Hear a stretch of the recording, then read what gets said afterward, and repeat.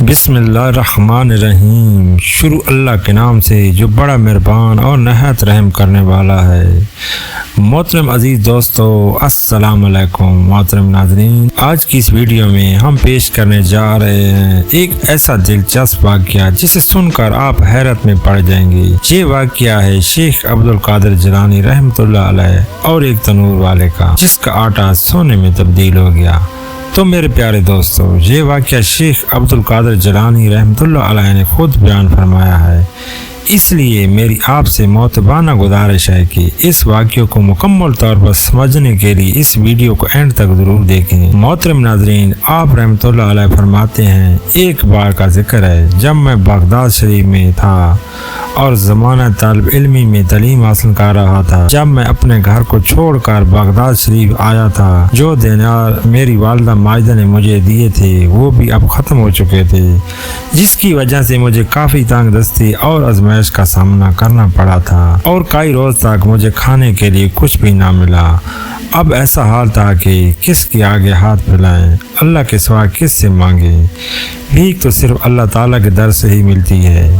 مجھے شرم آتی تھی کہ میں کسی سے کچھ کہوں یا کسی کو یہ بھی کہوں کہ مجھے بھوک لگی ہے یا مجھے کھانے کے لیے کچھ دے دو۔ اگر اس ویرانے سے جنگل سے کچھ مل جاتا تو یہ تو اللہ تعالیٰ کی جانب سے ہوتا، مگر کسی انسان کے آگے آ کر شرم سے سر جھکانا یہ منظور نہ تھا، اور قرض تو میں لینا ہی نہیں چاہتا تھا کہ قرض لوں اور کسی کو کہوں کہ مجھے کچھ کھانے کو دے دے۔ لیکن کیا کریں، اس ویرانے اس جنگل میں کچھ بھی نہیں مل رہا تھا۔ حال ایسا تھا کہ آنتوں سے آوازیں آنے لگیں اور ایسی حالت تھی کہ شاید دم ہی نکل جاتا کہ بھوک لگ رہی تھی اور اس جگہ کچھ بھی نہ تھا۔ اللہ تعالیٰ سے دعا مانگی، یا اللہ تو کوئی انتظام کر دے، غیب سے میری مدد کر دے، غیب سے روٹی کا انتظام کر دے۔ ایک دن بھوک کی شدت سے میں دریا دجلہ کی طرف گیا تاکہ وہاں ساگ یا سبزی کے پتے کھا سکوں، مگر وہاں مجھ سے پہلے بہت سے فقراء اور درویش موجود ہوتے اور اگر کوئی چیز ان کو ملتی تو ان سب پر سب کا رش پڑ جاتا۔ میں شہر لوٹ آیا کہ وہاں کوئی چیز تلاش کروں، لیکن وہاں بھی کچھ نہیں ملا۔ بالآخر میں بھوک سے نڈال ہو کر مسجد کے کونے میں بیٹھ گیا اور اللہ کا ذکر کرتا رہا۔ شدید بھوک اور پیاس سے میرا سر چکرانے لگا اور آنکھوں کے آگے اندھیرا چھانے لگا کہ اٹھنا مشکل ہو گیا تھا۔ فاقہ اتنا بڑھ گیا کہ جسم میں جان نہ بچی۔ تبھی غیب سے ایک آواز آئی، اے عبدالقادر، اب آپ برداشت نہیں کر سکو گے، اٹھو اور کسی سے قرض لو اور کسی سے قرض لے کر اپنے لیے روٹی لاؤ۔ آپ کو یہ بات منظور نہیں تھی کہ آپ کسی سے قرض لیں، لیکن بھوک کی شدت اتنی غالب تھی، اتنی زیادہ تھی کہ آپ مجبور ہو کر اپنے قدم شہر کی طرف دوبارہ بڑھا دیے۔ دکانیں تو بہت سی تھی، لیکن آپ کو ایک نان بائی کی دکان نظر آئی۔ وہ بہت گرم گرم اور خاصا نان تھے جو آپ کے سامنے وہ تندور سے نکال رہا تھا۔ اللہ والے لذت کے لیے اور زبان کے ذائقے کے لیے نہیں کھاتے، ان کی مجبوری ہوتی ہے کہ وہ اگر نہ کھائیں تو بھوک سے ان کی جان چلی جائے۔ اس وجہ سے انہوں نے اس روٹی کو لینا منظور کیا اور یہ آواز غیب سے آئی، اور یہ آواز غیب سے آئی تھی کہ کوئی نفس کی خواہش نہیں تھی۔ اب آپ چلتے ہوئے نان والے کے پاس آئے۔ اس نان والے نے آج تک آپ کو نہیں دیکھا تھا، کیونکہ آپ نے اس سے بلکہ کسی سے بھی روٹی نہیں لی تھی،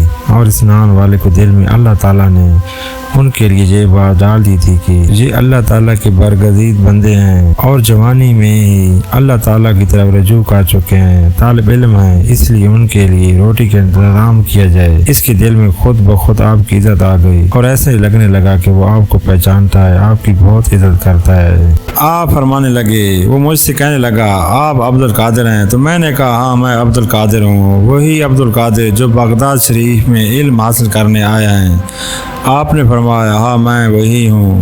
تو اس نان بھائی نے کہا، کیا لینا چاہتے ہیں؟ میں نے کہا، اگر میں روز تم سے ایک نان لوں تو کیا تم مجھے دو گے؟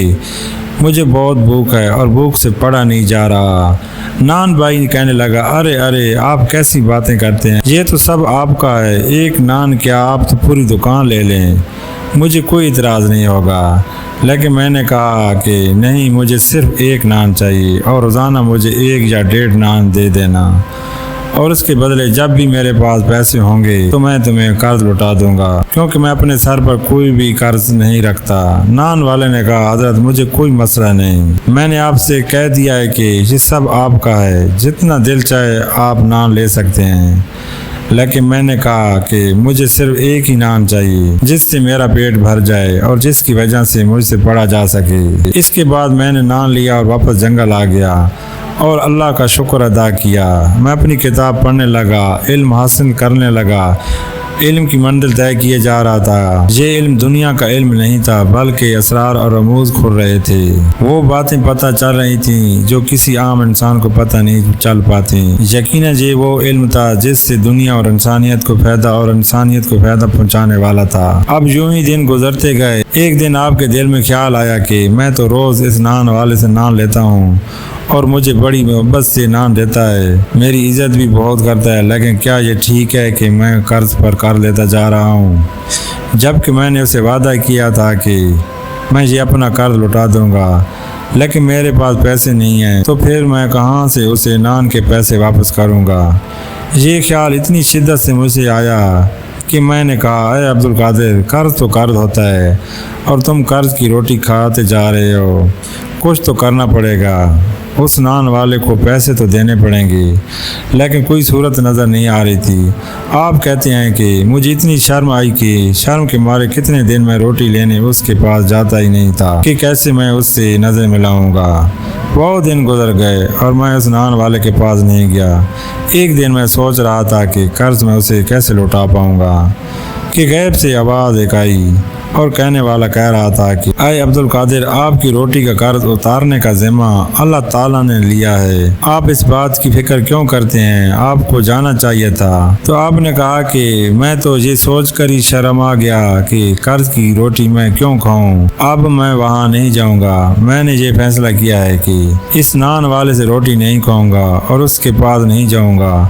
فوراً غیب سے آواز آئی، اے عبدالقادر، قرض کی ادائیگی کرنے تو جانا ہی پڑے گا، اللہ تعالیٰ آپ کو بہت چاہتا ہے، آپ پر کسی کا کوئی قرض نہیں ہے، آپ اس کی فکر نہ کریں، آپ کے قرض کی لوٹانے کی ذمہ داری خود اللہ تعالیٰ نے لے لی ہے جو تمام خزانوں کا مالک ہے، تو بادشاہوں کا بادشاہ ہے، آپ کی ذمہ داری تو اس کے ہاتھ میں ہے، آپ کیوں فکر کرتے ہیں، آپ کیوں پریشان ہوتے ہیں؟ آپ نے کہا کہ میں روٹیوں کا قرض کیسے اتاروں گا؟ غیب سے آواز آئی، اے عبدالقادر جانی، آپ اس جگہ پر جاؤ جو ہم آپ کو بتا رہے ہیں، بغیر کسی بات چیت کی ہوئے، وہاں سے جو بھی چیز ملے گی وہ اٹھا لینا اور اسے نان والے کا قرض چکتا کر دینا۔ آپ نے فرمایا کہ میں بتائے ہوئے مقام پر پہنچا۔ وہ جگہ باسی سے بہت دور تھی، وہاں ویرانہ ہی ویرانہ تھا، کسی زیرو کا آنا جانا نہیں تھا۔ میں نے دیکھا دور ایک تھیلا چمک رہا ہے، اس تھیلے کے پاس گیا اور کھول کر دیکھا تو وہ آٹے کا تھیلا تھا۔ کوئی معمولی آٹے کا تھیلا نہیں تھا بلکہ لگ رہا تھا کہ تازہ آٹا پیس کر تھیلے میں بھرا گیا ہے۔ آپ نے فرمایا میں دل میں بہت خوش ہوا۔ میں نے آٹے کے وزنی تھیلے کو اٹھایا اور نان والے کے پاس آ گیا۔ اس نے کہا حضور یہ کیا ہے؟ میں نے کہا خود دیکھ لو۔ وہ بھی اسے آٹے کا تھیلا سمجھ رہا تھا، پر جیسے ہی اس نے آٹے کو تھیلے کا منہ کھولا تو مارا حیرت کی اس کی چیخ نکل گئی۔ وہ پریشان ہو گیا، کہنے لگا یہ کیا ہے؟ میں نے کہا کہ کیا دیکھا تم نے؟ اس نے کہا حضور یہ آٹے کا تھیلا نہیں بلکہ اس کے اندر تو سونا ہی سونا ہے۔ اس نے کہا کہ حضرت اتنی جلدی کرنے کی کیا ضرورت تھی، اور اگر آپ نے دینا ہی تھا تو چند سکے ہی دے دیتے، روٹیاں اتنی زیادہ نہیں تھی اور کچھ دن تو آپ میرے پاس آئے ہی نہیں تھے۔ میں آپ کا انتظار کرتا رہا، جب آپ آئے ہیں تو سونے سے بھرا ہوا تھیلا لے کر آئے ہیں۔ حضرت قرض تو اتنا زیادہ نہیں تھا جتنا آپ نے لوٹا دیا ہے۔ آپ فرمانے لگے یہ ہماری طرف سے نہیں ہے، یہ تمہیں اللہ تعالیٰ کی طرف سے ملا ہے جس نے ہمارا ذمہ لیا ہوا تھا۔ اللہ تعالیٰ نے ہی تمہارا یہ قرض لوٹا دیا ہے، اور پھر جس کا قرض اللہ تعالیٰ اتارے تو اس کے پاس تو بھرے حساب ہی رزق ہوگا۔ وہ نان والا آپ کا عقیدت مند بن گیا۔